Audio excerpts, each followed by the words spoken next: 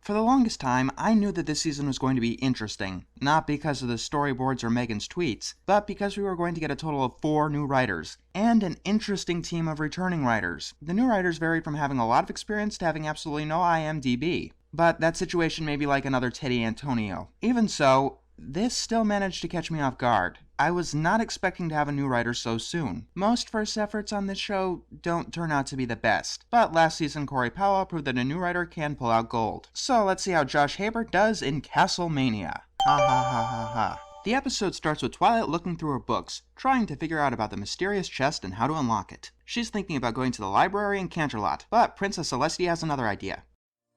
As you know, the ancient castle that I once shared with... Pro tip, never, ever, ever use the phrase, as you know. If Twilight already knows, then why is Celestia telling her? Celestia tells her to go to the ancient castle deep in the Evergreen Forest. She might find a book in the castle library. So she goes with Spike and feels fangirl glee when she gets there. I suppose that's funny enough to get back that point. Also, there are star spiders surrounding Spike. Yeah, we'll get to that in a little bit. We cut to Rainbow and Applejack being surrounded by bees. And Pinkie is keeping score. Apparently this is some kind of extreme staring competition. The beekeeper comes by and takes his bees back, and Pinkie reveals that they're tied. Hey, it seems like their rivalry from Fall Weather Friends never died out. That's good to know. Pinkie can't keep score anymore because she has to go to ring a school bell because she volunteered. Fair enough. The other two are looking for something to do to prove that they are the most daring. Then we cut to Rarity and Fluttershy wandering through the forest. Fluttershy mentions that it's star spider season, and they're not going to be seen or mentioned for the rest of the episode. Even if you're not going to do something with them, we should at least see them throughout the episode. You can't just forget about something that you established like that. Rarity is going to the ancient castle to restore some ancient fabrics because she heard rumors.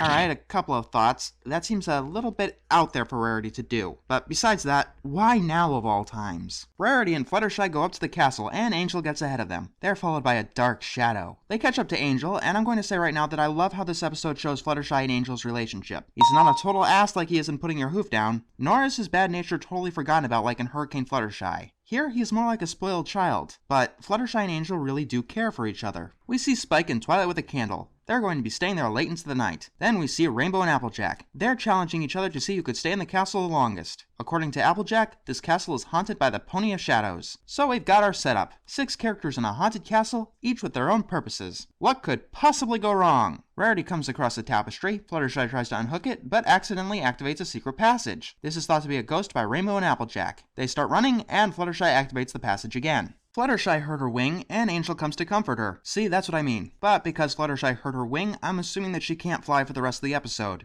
And she doesn't. Angel accidentally activates a trapdoor that plunges Fluttershy and Rarity into a pit. We cut to Applejack and Rainbow running through a CGI hallway. Okay. Then we see the painting from Mystery on the Friendship Express, watching over them. Speaking of which, I'd call this episode a much better version of both that episode and May the Best Pet Win. The latter kept shoving the answer in our face and couldn't make it any more blatant, and the former wouldn't show us any clues whatsoever to desperately string together a mystery. If you're an adult, you probably know the answer to the mystery in this episode, but it's still a good one for kids. Actually, this episode seems like it wouldn't be out of place as a classic Scooby-Doo cartoon. Back to Spike and Twilight, who are surprised by Angel. He scares Spike, and that opens up a secret passage that leads to something called the Journal of the Two Sisters. Back to Rainbow and Applejack, stumbling through a hallway of disembodied pony legs. Okay, Rarity and Fluttershy are in some kind of pit, and separated from Angel once again. I like this little exchange here. Rarity sticks her hoof through a hole, and that ends up scaring both Applejack and Rainbow. Fluttershy thinks that Rarity felt Angel, and ends up activating a secret passage, leading them out of their trap. Rarity wants to leave, but Fluttershy says that they have to find Angel first, and I think I like this exchange more than the previous one.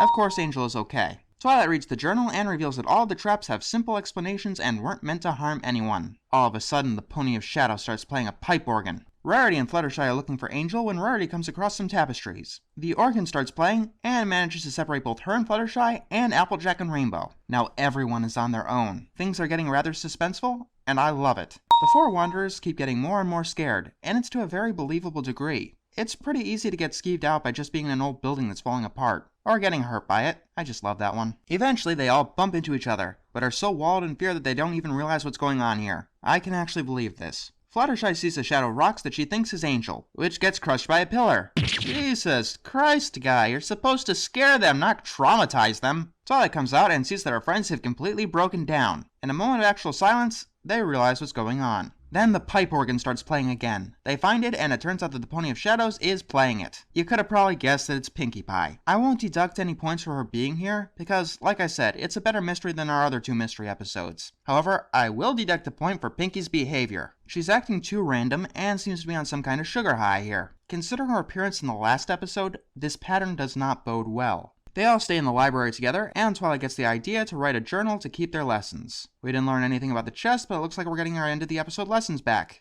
That's nice. Oh, look out, it's Sakura! This is an interesting episode to be sure. I like the payoff a lot, but the setup seems rather forced. It's almost like a reverse Baby Cakes, although not that incredibly insulting. Not all of the motivations made sense, and some of them came off as excuses just to get the main 6 inside the castle. But I can look past things like that if the payoff is worth it, and here it is well worth it. There's both a sense of mystery and a very good sense of atmosphere. The suspense builds up as it goes on, and the comedy never gets in the way, except for when Pinkie is around. I suppose that it's a good thing that she was the Pony of Shadows, or it wouldn't have boded well for this episode. Seriously though, writers, I am begging you, do not degenerate her character. The next episode is Daring Don't, which I expect to be a better version of the first issue of the micro-series. Who's writing it, by the way? Huh.